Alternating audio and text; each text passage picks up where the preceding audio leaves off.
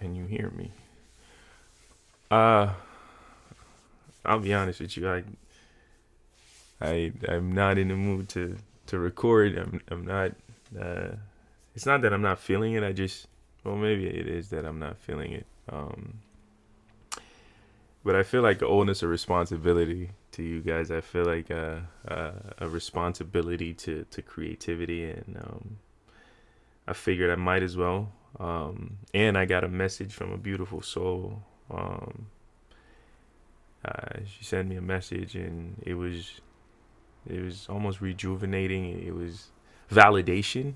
Um, I think I want to. I guess this is partly dedicated to the message, to her and the message that she sent. So it is appreciated. Um, we're gonna start this off like how we always start off these conversations, um, with an exercise in mindfulness. And we've been doing this long enough to know that we're gonna do 10 breaths and focus on our breath, starting now.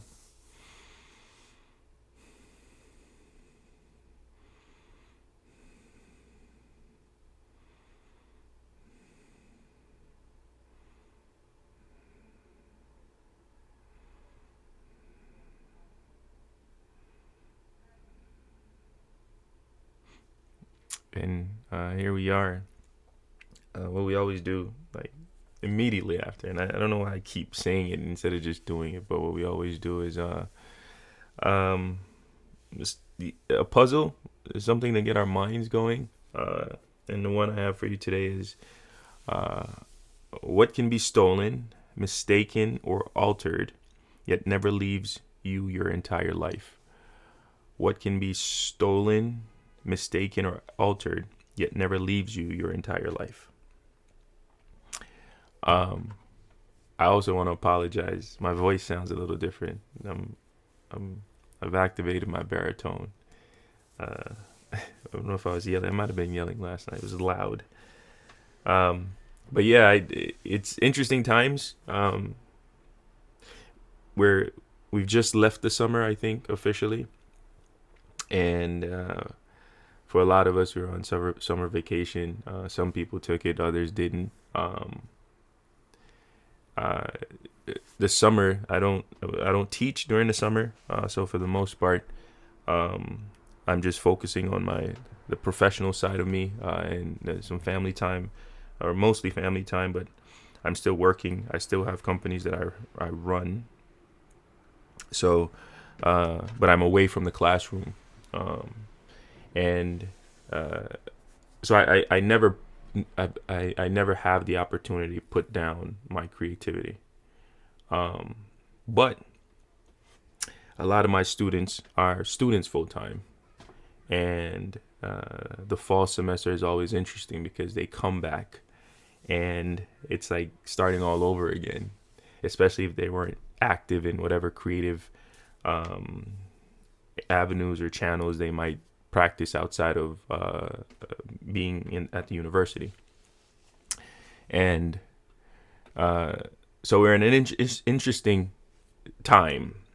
And one of the things I wanted to talk about today was, what do we do when, after we take that, either that hiatus, that sabbatical, that time away from creativity, and now we're back and we're expected to be as creative as we were before we left.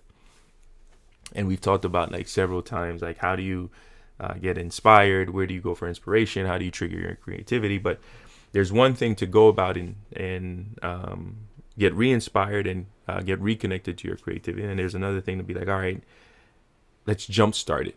Um, and that can be difficult for a lot of people. Some of us, we don't have the ability to go from 0 to 60 in whatever the 1 point or 2-3 seconds or whatever it is. For a lot of us, we need that extra push. It's almost like, I just thought about, like, the rockets that go off into outer space. They need those boosters to get them off the ground and break. I don't know, this gravitational pull. I'm not an astronaut, or I don't study that enough to be scientifically correct here, but we need that push, that jumpstart, that launch pad. That's a good word, that launch pad, to be able to get our creativity back to where it once was, or at least sharp as it was before we took this time away. And how do you go about doing that, right? And these are the conversations that I'm having with my students now. It's like, what are the things that I can do to get my mind back? And there's a few things that we're going through, and I always do the same thing that we do here at the start of our creative journey or creative moment: mindfulness. Sometimes there's a lot happening around us, and we have to center ourselves to be focused on what it is that we're actually working on. And then now that you're here, it's be comfortable with allowing yourself to brainstorm and ideate and think of we're in a space where there's no wrong answers. There is a problem and there is a plethora of solutions. The art of the possible, right? It's there, and just start throwing ideas, as outlandish as they may seem, throwing ideas out there. One of the things that, and I've said this before, and one of the things that my consulting firm we do when we talk about innovation and before that, like creativity and human creativity, is this idea that I wasn't a fan of the whole this concept of design thinking, not because I don't feel that it's effective. I just feel like the process is too structured. To me, creativity and innovation is a messy process. It's all over the place. It's colorful. It is loud. It is energetic.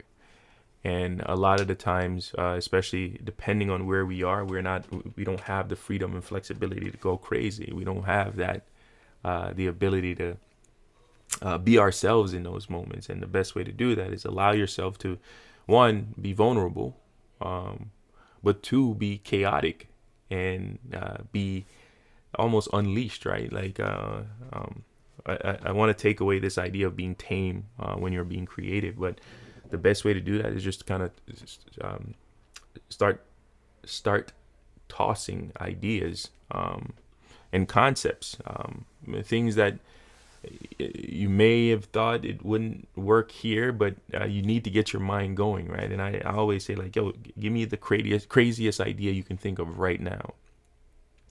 And then suddenly you see that something clicks in your head, and then you start to just throw ideas. And there's no bad ideas in brainstorming, right? And this is one of the things I always tell my students. It's like, one, I always create a judgment-free zone. Because when we're here to be creative. We're here to be innovative. We're here to solve problems. We're here to change the world. And you cannot approach any of those things with a limited mindset or a judgmental mindset. So it is always a judgment-free zone. So there's no wrong ideas. And we leave the room open for every single feeling, because feelings are what trigger responses and actions, and they dictate our behavior and how we interact with each other, how we react to things. And it's important for us to be conscious of that, right? There's the idea of emotional intelligence, there's self-awareness, there's self-reflection, there's all these things that's happening. And I want you to be able to feel comfortable in openly and vulnerably displaying that in that creative process. So one of the things that I always do to kind of jumpstart this is like, hey, let's just think of crazy ideas. Let's get our minds going. Let's exercise that muscle that or stretch that muscle out that gets us loose, so our minds can and our ideas can actually start to flow. And then another thing too is a lot of the times, and I had said that, like, I don't want to set any limits in your ideas, the ideas you generate. But one of the things I feel always works for me is I do add some sort of constraint, not in freedom of thought and not in expectations, more so constraint in regards to time. Unfortunately, we don't have endless amount of it, not in our lives and not in the problems we have to solve.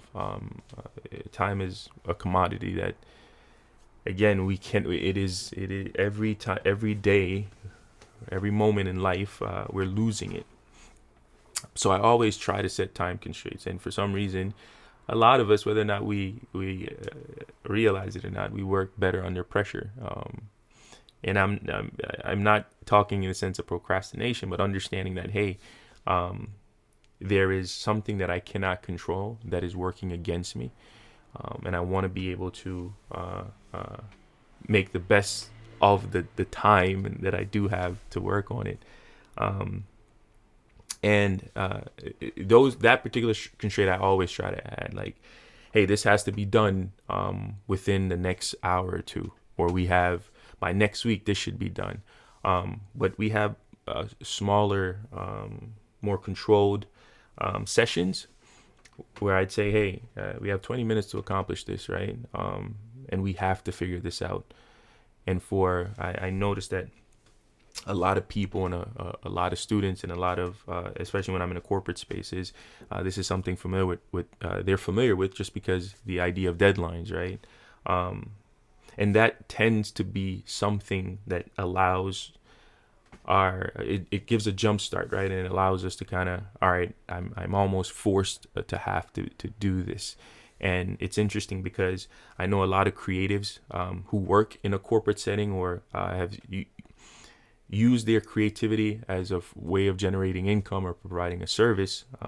I've heard them say, yeah, you have to wait to be inspired.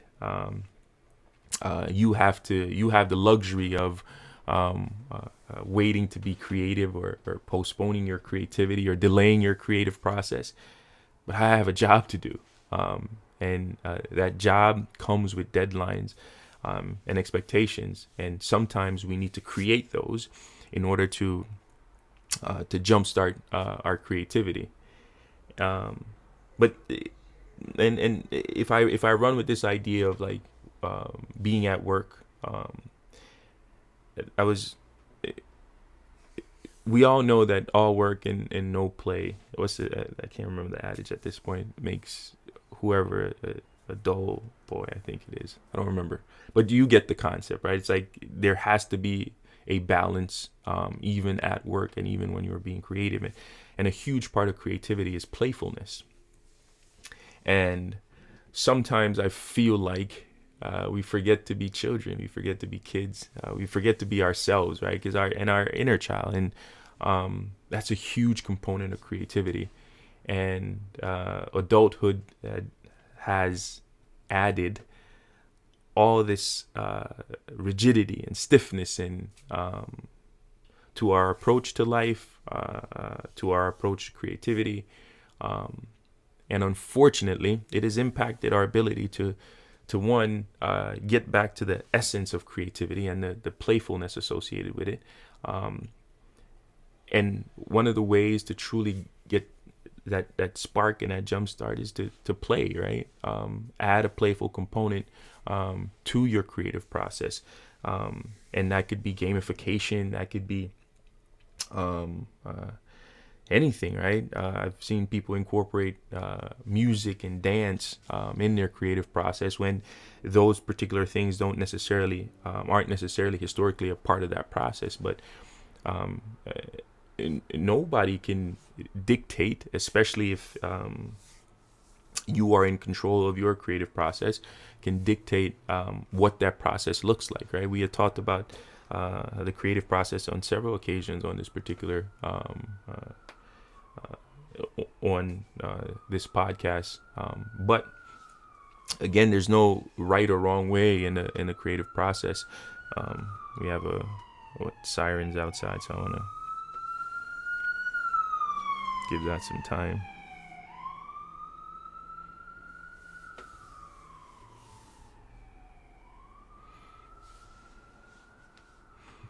Yeah, and everybody's creative process is different.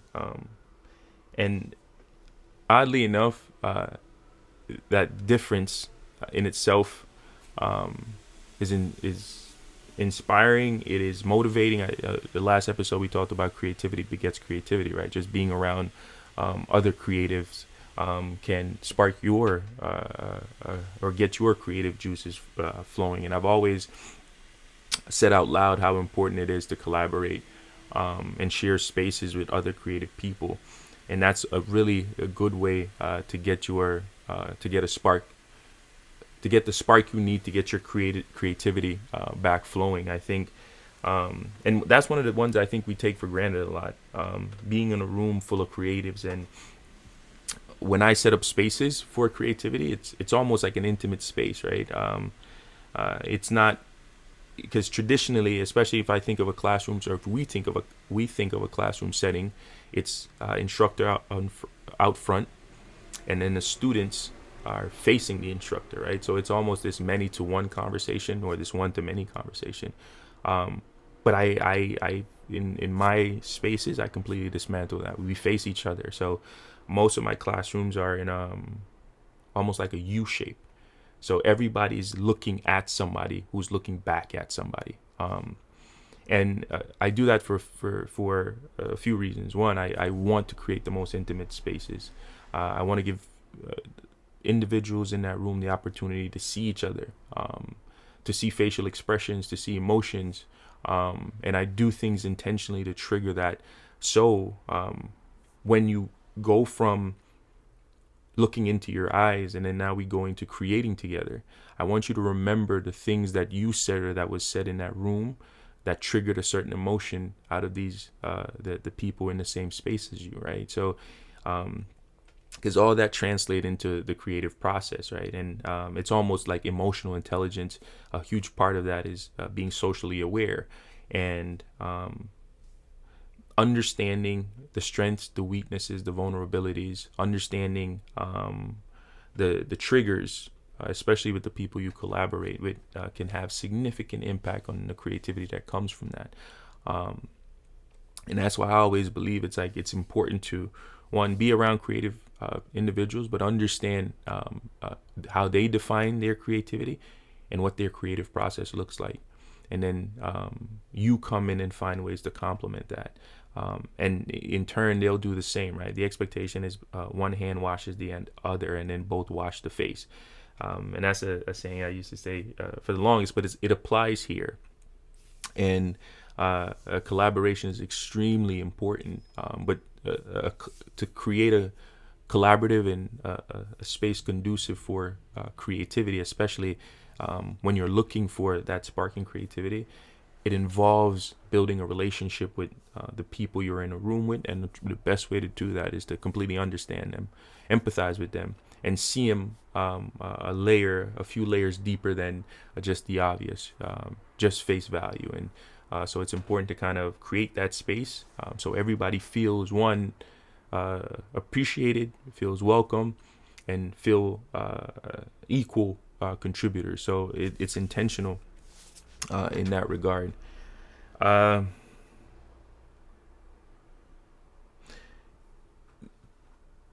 And so for the most part, I want to say that setup in the classroom is usually the start. So we go through this process where, all right, we're here, we're mindful, we are aware, we're amongst each other, we're in intimate spaces. Now I see you, you see me, you see my reaction, you see we have these discussions that can be polarizing, and it triggers emotion, and I like emotion to be in these creative spaces. And then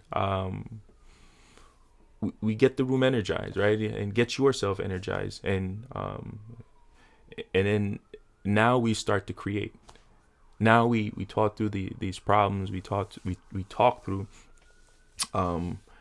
potential solutions across the table. I have an idea. And I'll throw it your way. There's this thing in design thinking that it is yes and. So whatever you say, I'm saying yes to, and I'm adding on top of it. And I think hold on. I think that is helpful in those spaces, because now it's like, all right, how can I take this? How can I innovate on top of this? What you've created, how can I amplify that? How can I again innovate on top of that? And that has been something that is extremely impactful when it comes to reconnecting with your creativity. And then lastly, it's just this idea of like just getting out and doing it, right? Just put yourself, you've already kind of brought yourself to this moment. You've created the environment. Now it's like, it's just on you to just like start being creative. And I think there's a mental block or a mental component associated with creativity, where if you're in a rut, you feel it, and it weighs heavy on you. It almost transcends, after the mental aspect of it makes it feel physically heavy, and that could be a challenge and overbearing for a lot of people to one, lift off and then overcome. But if you start and you're tossing ideas and you're seeing yourself being creative and going through that creative process, eventually you start to see the momentum pick up, and then the next thing you know, you're back to your creative self. And listen, it'll take some time to get rust off, especially, and it also depends on how long you've been away from your creativity. But I can guarantee you will always find it back. I have no doubts that you will eventually find it back. Again, how quickly you get back to your form, it'll be dependent on the things you try. We talked through a lot of different techniques and practices that you can do to give yourself that jumpstart, or give your creativity that jumpstart it needs. But I believe, you know yourself. A huge part of this creative journey is self-awareness. You know the things that get you going. You know the people, you know the environment, and you know the problems, right? There's enough problems out there to solve in our own lives and beyond us. And then I think what will then happen, it's it will go from you needing to jumpstart your creativity to now you feel so creative. You're just trying to identify, where do I direct my creativity to, and what problems do I need to solve, what things do I need to design, and how can I use this to make the world a better place, right? So I don't want to extend this out further, and I feel like that's that, you know how when you're talking to somebody, like certain cues to say, all right, the conversation is coming to an end.